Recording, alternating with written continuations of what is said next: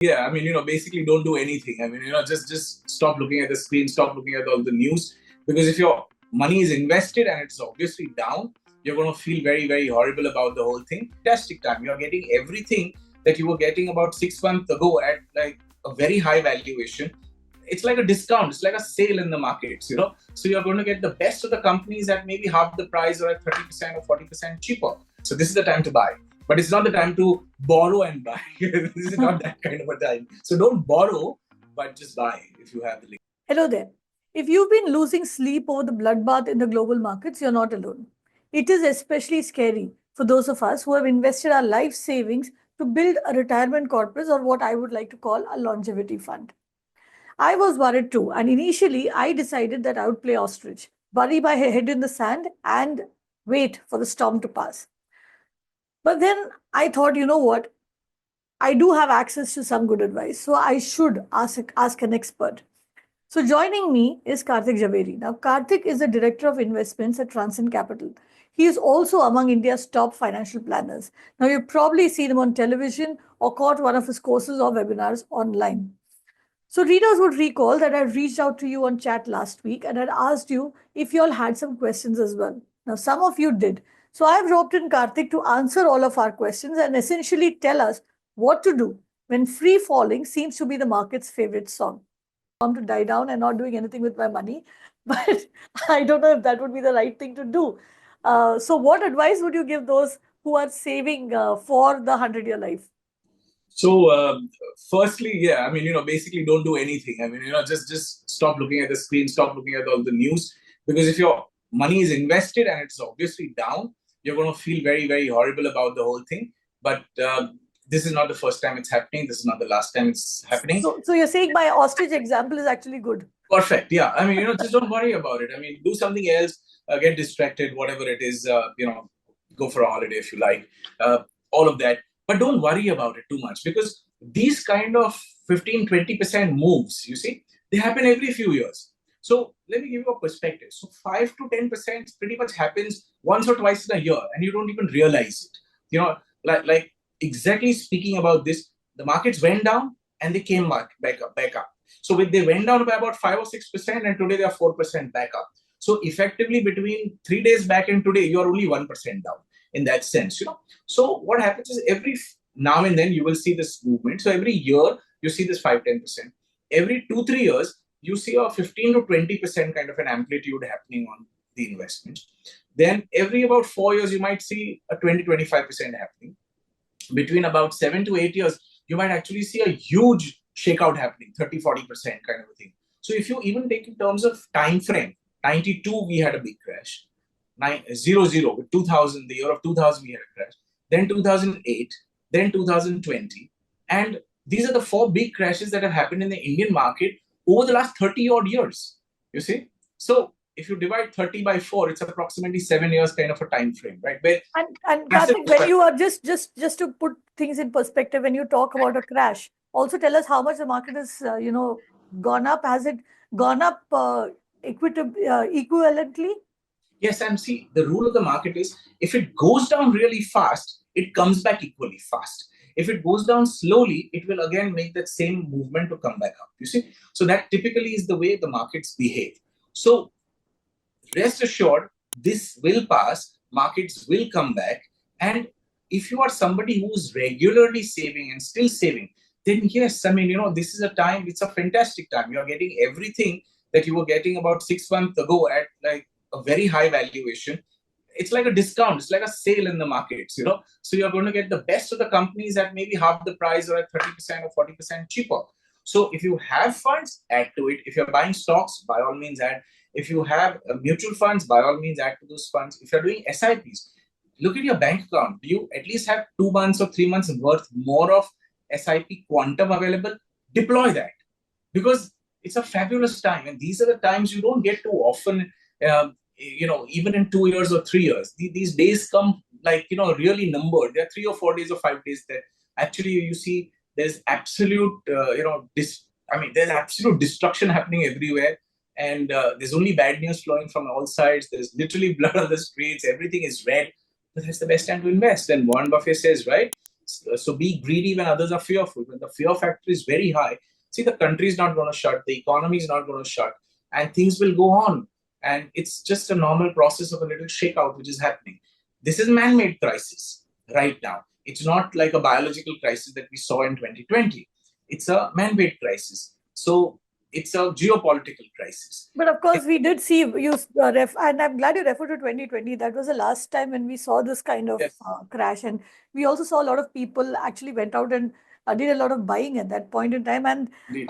they were rewarded. I mean, the markets did go up after that. And so fast, right? Yeah. Unbelievable. So you're saying that in a way, this is a second opportunity for those who missed the bus at that time. Something like that, but it's not a scenario like 2020. See, 2020, the markets actually went down about 45%. The index went down about 40%. And at the lowest point, it went down to almost about 50 odd percent, some sectoral indices. So we're not at that stage. We are at that once in a 2-3 year kind of a correction of about 20%. So our Nifty, our main index is down about not even 20 exactly. So it's down about 18.5% or so, and kind of went back up again. But what happens to funds, what happens to stocks especially, stocks go much, much lower and they really plunge because, like I said, it's a time of a shakeout. So if you were into a company which was not like the best of balance sheets to be in, then the price would really crash for that one and it may not come back also. So better to stick with professionally managed funds and ETFs and PMS portfolios and all of that. So another question, like I said, Karthik, I had reached out to my readers and had asked them if they had any specific questions. So a lady who calls herself K wanted to understand how should her asset allocation change when now that markets are crashing. So if at this time she has some debt funds, if her allocation had some fixed deposits or things that were absolutely safe and secure, then it's probably the time to start moving into the market, but move gradually. Don't buy everything on one day. But over the next 3 months or the next 6 months, as you are comfortable, deploy this money. You can make it automated through mutual fund, or physically you can keep buying at different days. As we move along the next maybe 16 odd weeks or 20 weeks, depending on like 3 to 6 months time.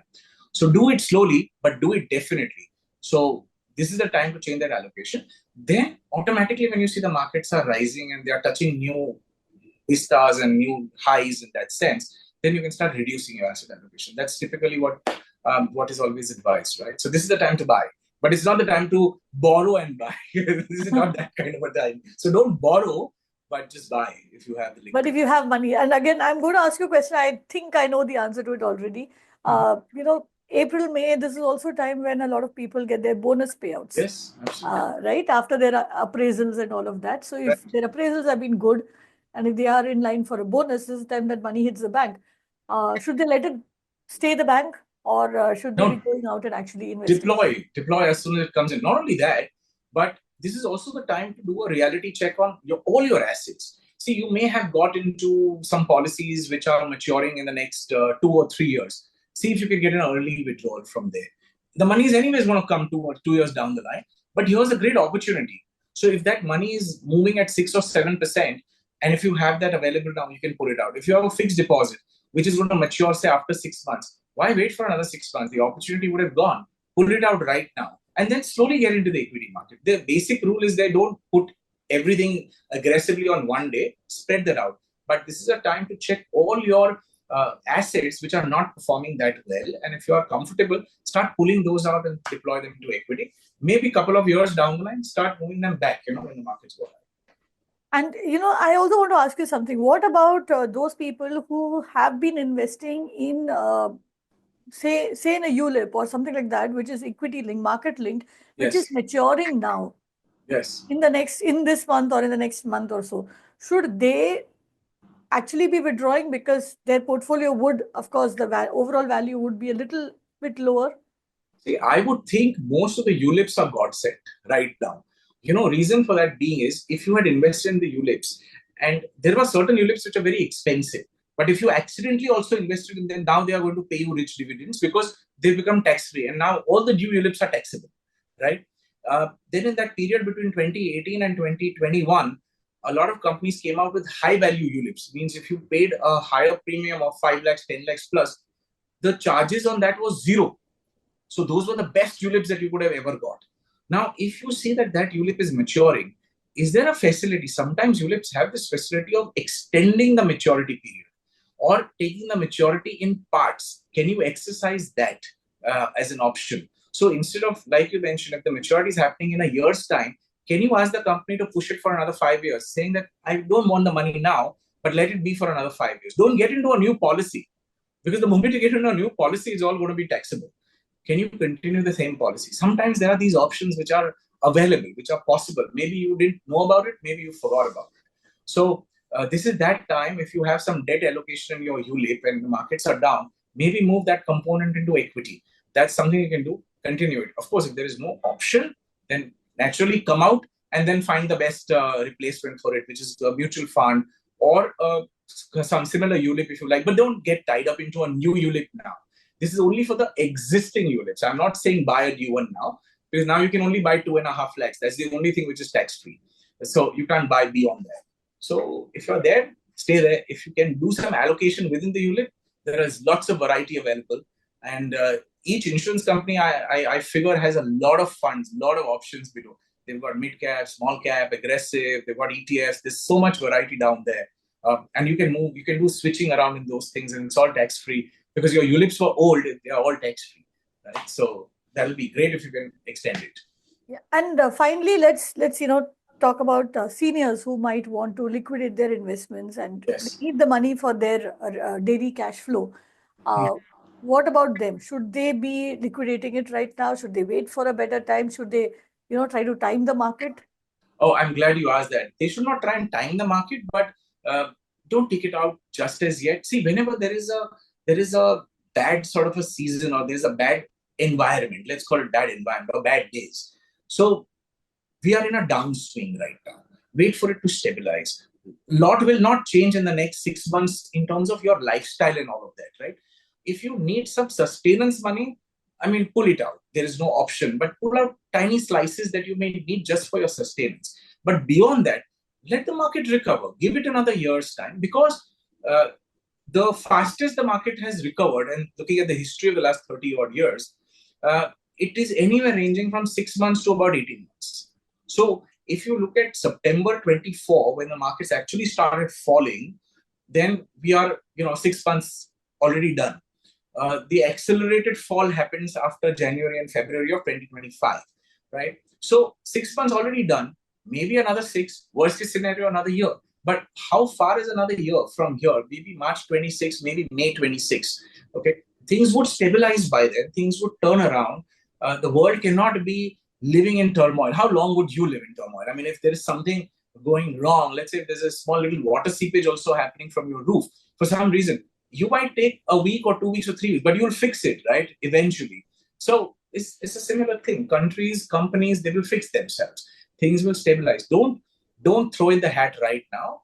Wait for some time. We're not trying to time it, but take out the slice that you want and wait for some time. Let things improve, and then you start pulling out if you have to. Right. So it won't always be stormy. The sunshine will come back. Yes, 100%. You have so much of anxiety, and I mean, everybody has it here. Right? Even if I'm managing other people's money, I mean, I'm also worried that I hope this time goes away soon. But we should try and not forget the basic principles. Just be disciplined, and this will pass. So here's what we should be doing. Stay invested. Don't pull out your money. Instead, if you have the funds to spare, Karthik actually advised to consider buying now. It's like a discount sale in the market. But of course, do so with professional advice.